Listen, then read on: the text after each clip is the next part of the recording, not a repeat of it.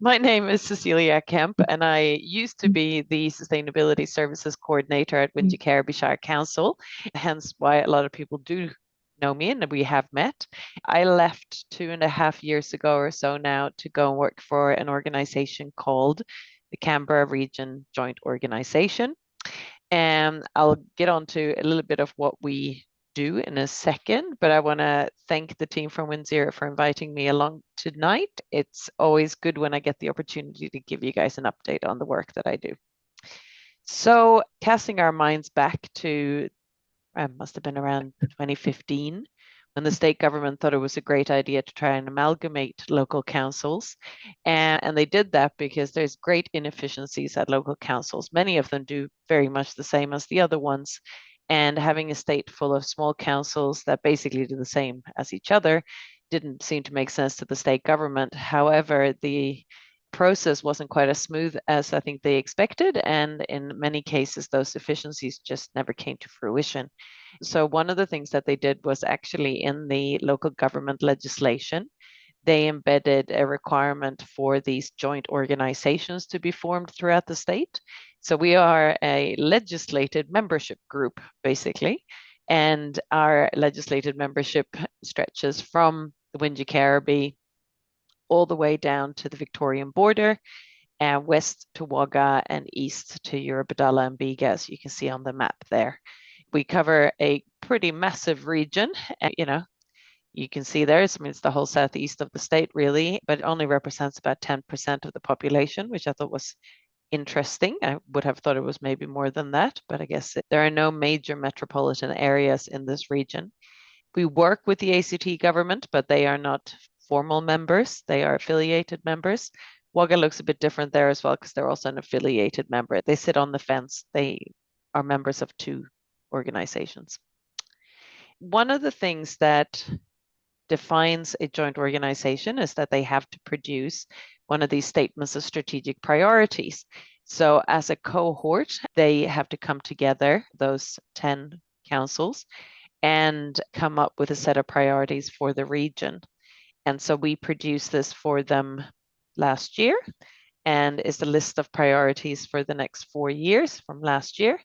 And in the environment section, it's very similar to community strategic plan, I guess, but much, much more abbreviated because, 10 councils had to agree on what they were going to be working on together.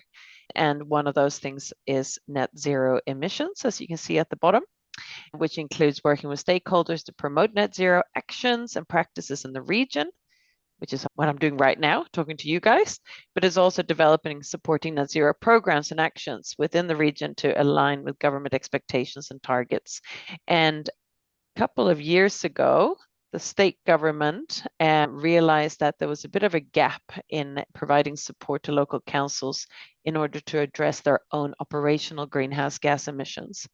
At the time, the state government had a very small team of about 5 people working with I think they call them like the lowest rate based councils. So those councils around the state who are basically the poorest, and to help them reduce their greenhouse gas emissions and help them be a bit more efficient around energy, particularly. But they realized very quickly that those councils, there was only about 15 of them, really it was just a fraction of all the councils throughout the state that really do need support and are under-resourced. So the state government created a small fund that the joint organizations could apply for, only enough, unfortunately, to basically employ an officer, which is me, in the Canberra region. And that map there shows you the representation from my colleagues who are based in other joint organizations around the state. So we form a bit of a network, which is really powerful because it's a wonderful opportunity to share experiences and share learnings and programs and the likes.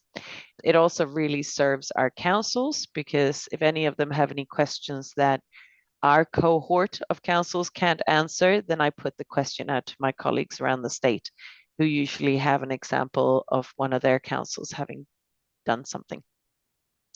So that's a little bit of background about my role at the moment.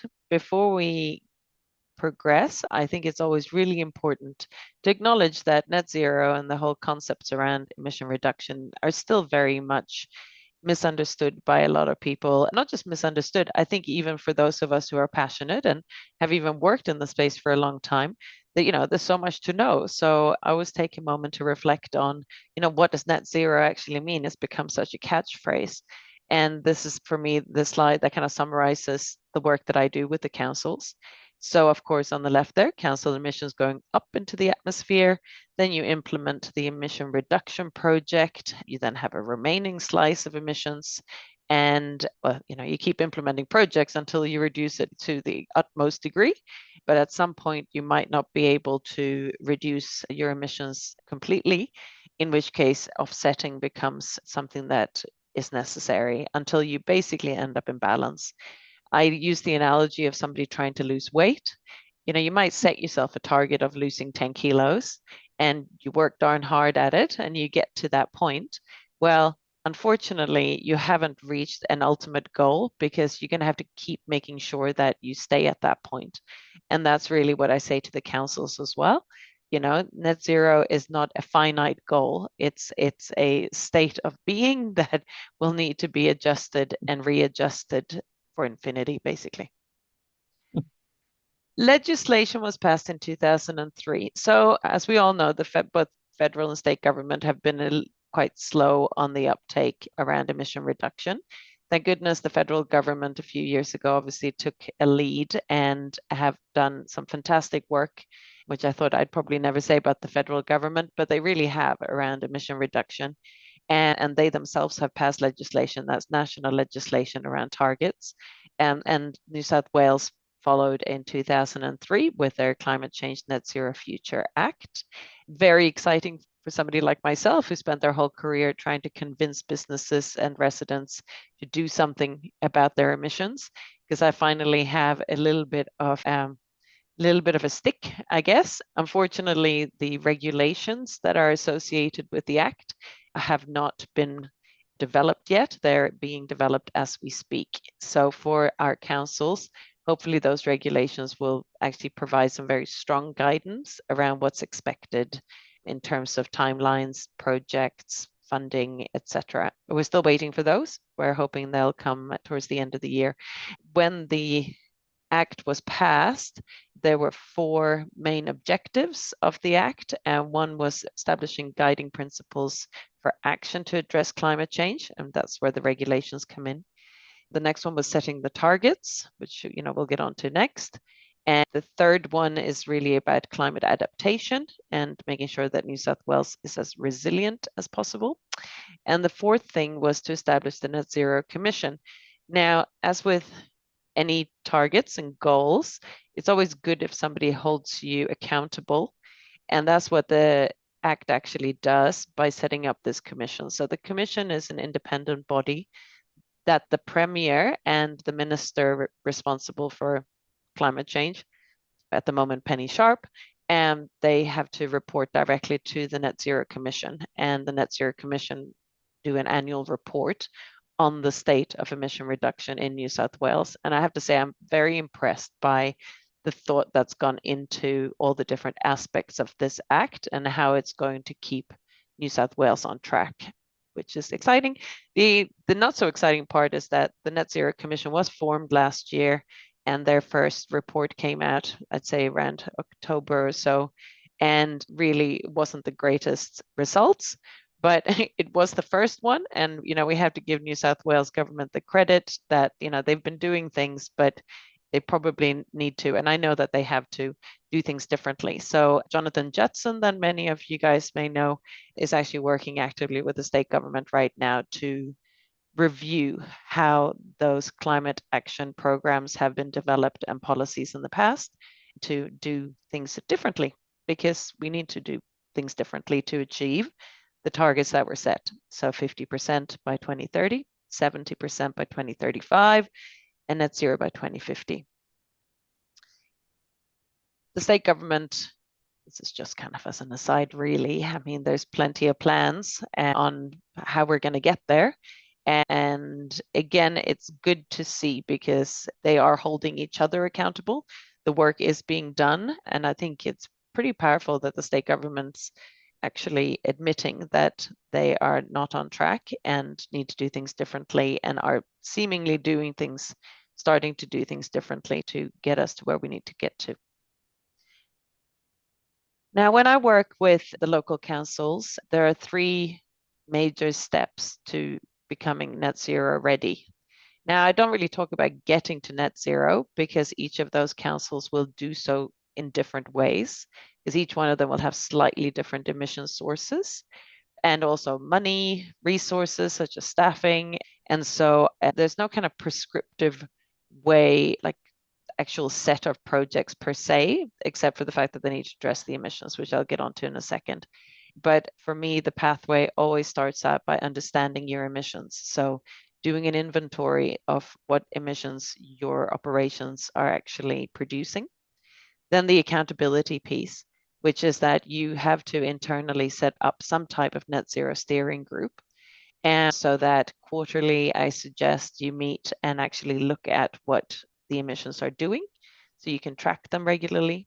The thing with councils is that they're quite big beasts sometimes, and there are lots of people from different parts of that organization that have to come together and provide the data necessary.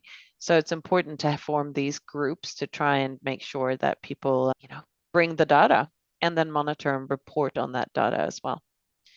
Now, mitigation is obviously the bit that we all want to get to. So once you've done those first 2 steps, that's when you can really start focusing on the projects. So once you've done particularly the emissions inventory, you can see quite clearly what your biggest emission sources are and how you could be addressing those. So that's the exciting bit.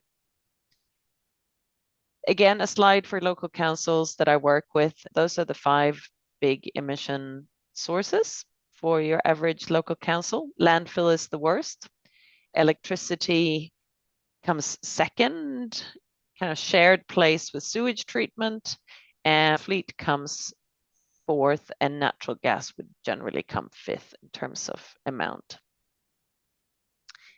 I did include this slide because I think it's important that everybody recognizes how everybody's actions within an organization will result in emissions. It's not just 1 or 2 teams within an organization that are responsible for emitting, because each one of those teams within a local council would have decisions or will be making decisions that would have flow-on consequences, not just council operations, obviously, but also to the community that they service. Now, for the exciting part, obviously, our local council here, they are part of the program that I run, which is pretty nice for me, having worked in the team. And it's nice for me that I can continue that connection with the council. And out of the 11 councils that I work with, so I do work with WAGA as well, Wingecarribee is one of the top 5 councils when it comes to sustainability and emission reductions. I was really lucky to have a staff member a few years ago. They used to work for the Climate Active program in Canberra. She brought with her a carbon accounting background and set up proper monitoring and reporting frameworks for the council. And we have in the past year, as a cohort of councils, been working on a project called the Carbon Compass Tool Project, as you can see at the bottom there, which is to help all the councils do exactly that, to start collecting the data and put it into a spreadsheet, which basically calculates what their emissions are. And it's been fantastic to see that the spreadsheet that Wingecarribee has been using basically generated the same results as this calculator, which the state government has generated. So it's fair to say that the results that we've been, what that the council's been reporting on for the past however many years has probably been very accurate, and down to at least like this year, which it looks like it's going to be on par again with that tool. So that was quite reassuring. I've put in there the 13 out of 50 was that there are 50 councils around the state who participated in that project. They got a year to complete the spreadsheet and put the data in, and only 13 of them actually successfully did so within the year, and Wingecarribee was one of them. So I was really pleased to see that they did that. The second reference there, 1 out of 5, it really comes down to the fact that there were 8 councils who actually received assistance in completing that project.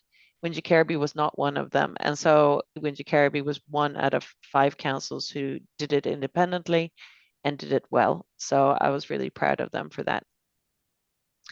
Now, in terms of the update that I received from them the other day, there were a couple of really cool things that are underway. So in terms of electricity emissions, they did the right thing a few years ago by joining a power purchasing agreement. So all the large sites and street lights are 100% renewable, solar and hydro.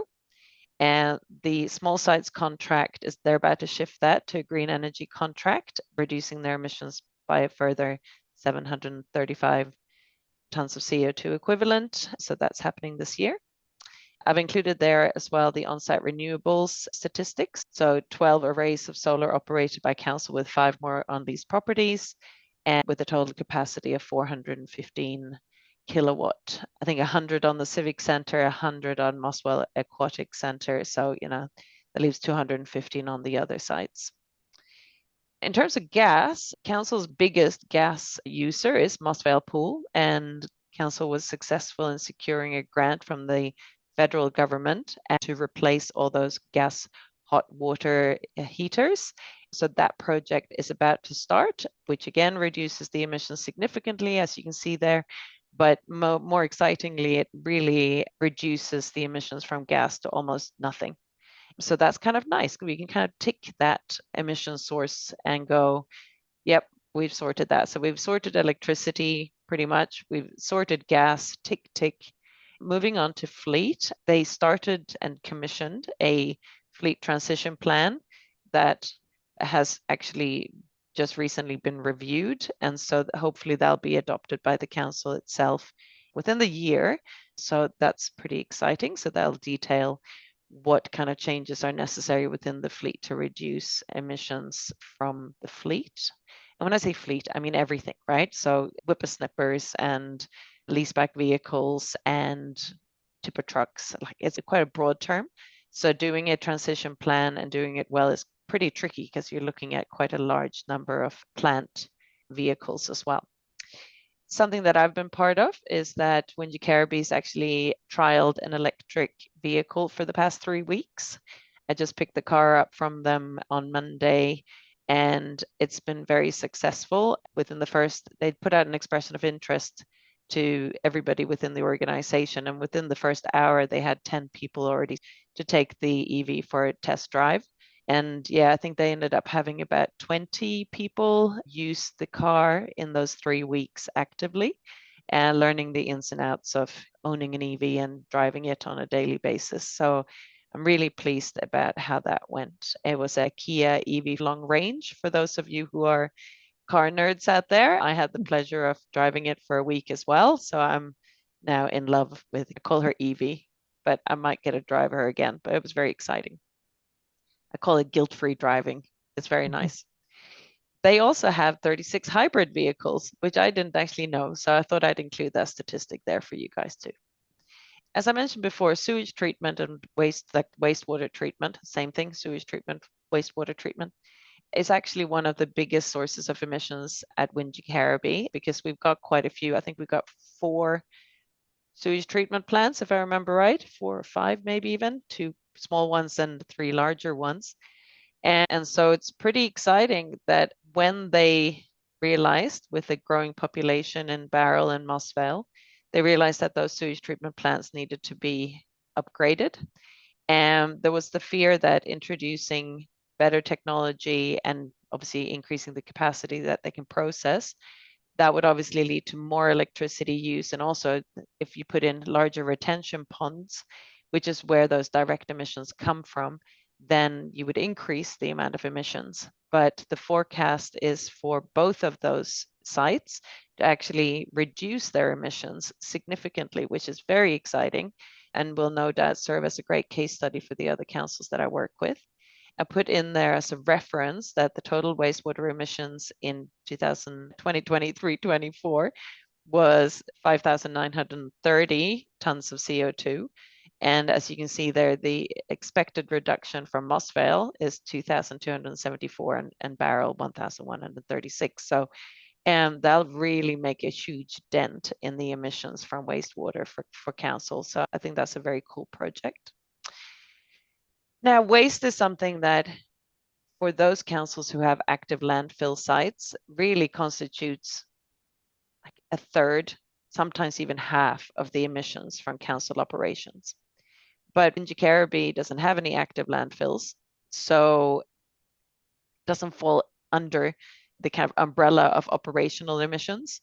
For those of you who know anything about the boundaries in terms of reporting on emissions, scope 1 are things that you have direct control over and actually burn there and then. So your fleet, your vehicles, your gas, those types of things, wastewater. And then scope 2 is electricity, because again, like you've got a little bit of control over that because you buy the contract. The scope 3, which is what I'm referring to, is anything that's kind of goods and services that you purchase and the emissions that are generated as a result of those goods and services. So in this case, Caribee pays for our waste to leave the Shire and to be processed elsewhere. And so that is a goods and services thing. So once Caribee starts reporting on the scope 3 emissions, the waste component of that will be significant. And then FOGO, I thought that was an interesting one as well. Around this, a lot of the councils around the state are introducing food organics and garden organics processing. We do garden organics here really, really well. And, you know, a lot of people have compost bins, right? But a lot of people don't. They still put food in the bin. So 2029 is when we here in the Wingecarribee will be getting FOGO, apparently. Seems a long way off though, but interesting fact as well. Procurement. So this is the thing I was talking about just a second ago around the goods and services that you procure and making sure that they are not generating heaps of emissions. So the sustainability team have started doing the research into what that means for council. So the boundary assessment was completed this year. Boundaries meaning you have to kind of set a boundary somehow, right? Like you can't go like if you're looking at your purchasing of paper, for instance, you have to look at how that paper is produced, how it's transported, and a few different factors like that to work out the emissions from that. But you probably wouldn't take it as far as going back to the tree plantation. So you have to set those boundaries and go, well, this is how far we're going to take it. But interesting, I thought that to date, they found that the largest scope 3 emission sources were construction materials, including road making materials and staff commutes. So that'll be a bit of a challenge going forwards to look at maybe ways of trying to reduce those. But that is it in summary, the current progress report. They are tracking really well compared to the other councils that I work with. That's kind of, it's hard because I can't quantify it yet because I don't have the carbon compass tools completed by all the councils yet. But in terms of projects and being proactive, Wingecarribee is definitely, I'd say, one of the top 3. And I always end with this slide. I think it's very appropriate for any group of people coming together like we do with WinZero, like I do with my councils, to always re-emphasize that really this net zero journey, sustainability journey, whatever journey we're on, is usually best taken with friends because we get there much quicker and it's a much more pleasant ride along the way. So thank you so much for having me.